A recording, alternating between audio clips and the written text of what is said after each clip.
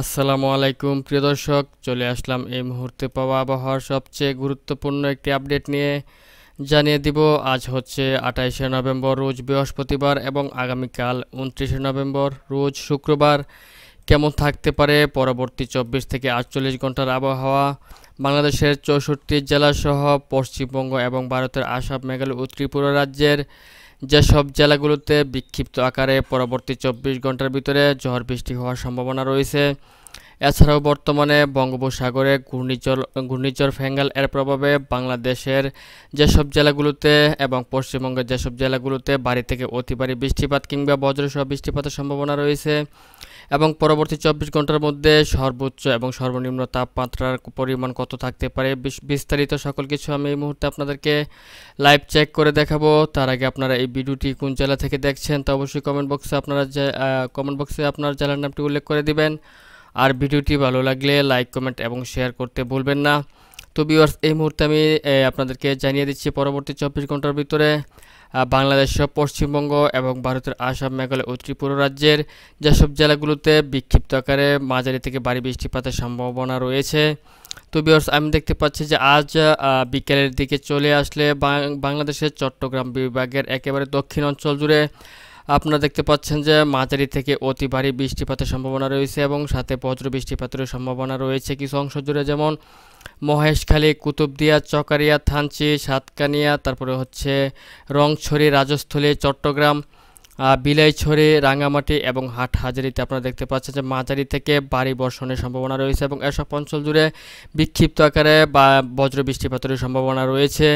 এছাড়াও আপনারা দেখতে পাচ্ছেন যে ফটিকছড়ি উপজেলা হাটহাজারী, লংগদু, মানিকছড়ি, দিঘিনালা, সাজেক, তারপর হচ্ছে ছাগলনাইয়া, বেলুনিয়া, চৌমোহনী, এসব অঞ্চলেও ঘুরি ঘুরি বৃষ্টিপাতের একটা সম্ভাবনা রয়েছে।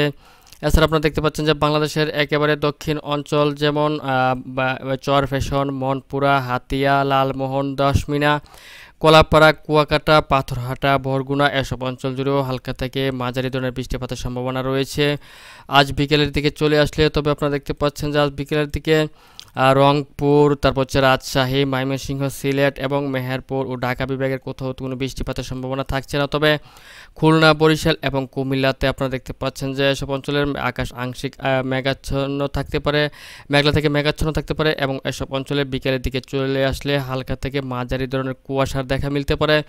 এছাড়াও পশ্চিমবঙ্গেরও আপনারা দেখতে পাচ্ছেন যে কলকাতা, খড়গপুর, বালাসোর, জামশেদপুর, এসব অঞ্চলেও আপনার হালকা থেকে মাঝারি ধরনের কুয়াশার দেখা মিলতে পারে, তবে কোথাও বৃষ্টিপাতের সম্ভাবনা থাকছে না। তো ভিউয়ার্স, এই মুহূর্তে আমি চলে আসবো হচ্ছে রাত্র 10টার দিকে চলে আসলে আমি দেখতে পাচ্ছি যে বাংলাদেশের দক্ষিণ অঞ্চল সহ আপনার বাংলাদেশের মধ্য অঞ্চলের কিছু অংশ জুড়ে হালকা থেকে গুড়ি গুড়ি বৃষ্টিপাতের সম্ভাবনা রয়েছে, যেমন দক্ষিণ অঞ্চলে হাতিয়া, চরফ্যাশন, লালমোহন, বুরহানুদ্দিন, কলাপাড়া, পাথরহাটা, মাঠবাড়িয়া, মির্জাগঞ্জ এবং এদিক থেকে আপনারা দেখতে পাচ্ছেন যে হাটহাজারী, ফটিকছড়ি উপজেলা, রাঙ্গামাটি, বিলাইছড়ি, রাজস্থলী, রংছড়ি, সাতকানিয়া, থানচি, চকরিয়া, কুতুবদিয়া সহ মহেশখালীতেও আপনারা দেখতে পাচ্ছেন যে মাঝারি থেকে ভারী বৃষ্টিপাতের সম্ভাবনা রয়েছে, তবে এসব অঞ্চলে আপনার বজ্র বৃষ্টিপাতের তেমন সম্ভাবনা থাকছে না। এছাড়াও এদিক থেকে ফরিদগঞ্জ, মাদারীপুর, ঢাকা, তারপর হচ্ছে আপনার মুন্সিগঞ্জ, হাজীগঞ্জ, রায়পুর, শিবচর, মাদারীপুর, এসব অঞ্চলের আকাশ আংশিক মেঘলা থেকে মেঘাচ্ছন্ন থাকতে পারে এবং এসব অঞ্চলে রাত্র 10টার দিকে চলে আসলে ঘন কুয়াশার দেখা মিলতে পারে, তবে এসব অঞ্চলের কোথাও বৃষ্টিপাতের সম্ভাবনা থাকছে না আজ রাত্র 10টার দিকে। এছাড়া আপনার মিজোরামের কিছু অংশ জুড়ে দেখতে পাচ্ছেন যে হালকা মাঝারি বৃষ্টিপাতের সম্ভাবনা রয়েছে। এছাড়া আপনার পশ্চিমবঙ্গের আকাশও পরিষ্কার রয়েছে, কোথাও কোনো বৃষ্টিপাতের সম্ভাবনা নেই রাত্র 10টার দিকে, তবে কলকাতা, খড়গপুর, তারপর হচ্ছে জামশেদপুর, এদিক থেকে আপনার আরামবাগ, বর্ধমান, শান্তিপুর, চন্দননগর, কালুঘাট, এসব কাটুয়া, দুর্গাপুর, এসব অঞ্চলের আকাশে হালকা থেকে মাঝারি ধরনের কুয়াশার দেখা মিলতে পারে রাত্র 10টার দিকে চলে আসলে। তো ভিউয়ার্স, এই মুহূর্তে আমি আপনার চলে আসবো হচ্ছে রাত্র ভোর 3টার দিকে, আর ভোর 3টার দিকে চলে আসলেও দেখতে পাচ্ছেন যে বাংলাদেশের উপকূলীয় অঞ্চল, চট্টগ্রাম বিভাগের বেশ কিছু অঞ্চল জুড়ে মাঝারি থেকে ভারী বৃষ্টিপাতের সম্ভাবনা রয়েছে এবং এদিক থেকে মিজোরামের কিছু অংশ জুড়ে মাঝারি থেকে ভারী বৃষ্টিপাতের সম্ভাবনা রয়েছে। তবে আপনার এদিক থেকে আপনার কলাপাড়া, মাঠবাড়িয়া, শ্যামনগর, সাতক্ষীরা, তারপর হচ্ছে খুলনা, তারপর হচ্ছে যশোর, লোহাগাড়া, মাদারীপুর, ফরিদগঞ্জ, কুমিল্লা, সেনবাগ, মতিরহাট, বরিশাল, লালমোহন এসব অঞ্চলের আকাশে ঘন থেকে অতি ভারী কুয়াশার দেখা মিলতে পারে। তবে এসব অঞ্চলে বৃষ্টিপাতের সম্ভাবনা নেই রাত্র 3টার দিকে। এছাড়াও আপনার পশ্চিমবঙ্গেরও দেখতে পাচ্ছেন যে কলকাতা, কালুঘাট, চন্দননগর, হলদিয়া, হলদিবাড়ি, গঙ্গাসাগর, জলেশ্বর, বাড়ি, তারপর হচ্ছে আপনার ভালাশ্বর এসব অঞ্চলেও ঘন কুয়াশার দেখা মিলতে পারে। তবে এসব অঞ্চলে তেমন বৃষ্টিপাতের সম্ভাবনা নেই। তবে এদিক থেকে আপনারা দেখতে পাচ্ছেন যে বঙ্গোপসাগরে আপনার প্রচণ্ড বৃষ্টিপাতের সম্ভাবনা রয়েছে, অর্থাৎ এই ঘূর্ণিঝড় আপনার ফেঙ্গাল এর প্রভাবের কারণে ভারতের তামিলনাড়ুতে আপনার কিছু উপকূলীয় অঞ্চল জুড়ে হালকা মাঝারি বৃষ্টিপাতের সম্ভাবনা রয়েছে রাত্র 3টার দিকে চলে আসলে। এছাড়াও আপনার পশ্চিমবঙ্গের পূর্ণিয়া, ধানবাদ এদিক থেকে আলিপুরদুয়ার, শিলিগুড়ি, গোয়ালপাড়া, গুয়াহাটি, শিলং, ময়মনসিংহ, বাংলাদেশের রাজশাহী, রংপুর এসব অঞ্চলে আকাশ পরিষ্কার থাকবে, কোথাও কোনো বৃষ্টিপাত কিংবা আপনার ঘন কুয়াশারও দেখা যাচ্ছে না।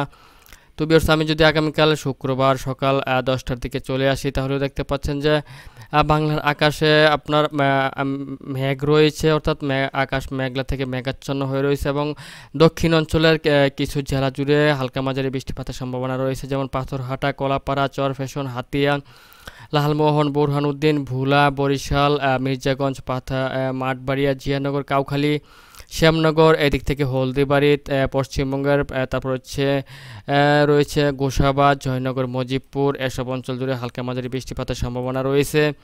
তাছাড়া বাংলাদেশের অন্যান্য জেলাসমূহ এবং পশ্চিমবঙ্গ সহ আপনার ভারতের আসাম, মেঘালয় ও ত্রিপুরা রাজ্যেও তেমন কোথাও বৃষ্টিপাতের সম্ভাবনা থাকছে না। তো ভিউয়ার্স, আমি যদি আগামীকাল শুক্রবারের বিকেলের সন্ধ্যার দিকে চলে আসি তাহলে দেখতে পাচ্ছেন যে বৃষ্টিপাতের পরিমাণ আরেকটু বেড়ে যাচ্ছে। বাংলাদেশের উপকূলীয় অঞ্চল, বঙ্গোপসাগরের উপকূলীয় অঞ্চল যেমন এদিক থেকে সাতকানিয়া, কুতুবদিয়া, চকারিয়া, থানচি, রংছড়ি, রাজস্থলী, চট্টগ্রাম, হাটহাজারী, তারপরে হাতিয়া, চরফ্যাশন, লালমোহন, বোরহানউদ্দিন, কলাপাড়া, পাথরহাটা, মাঠবাড়িয়া, মির্জাগঞ্জ প্রত্যেকটি অঞ্চলে দেখতে পাচ্ছেন যে মাঝারি থেকে অতি ভারী বর্ষণের সম্ভাবনা রয়েছে এবং সাথে ভারী বজ্র বৃষ্টিপাতের সম্ভাবনা রয়েছে।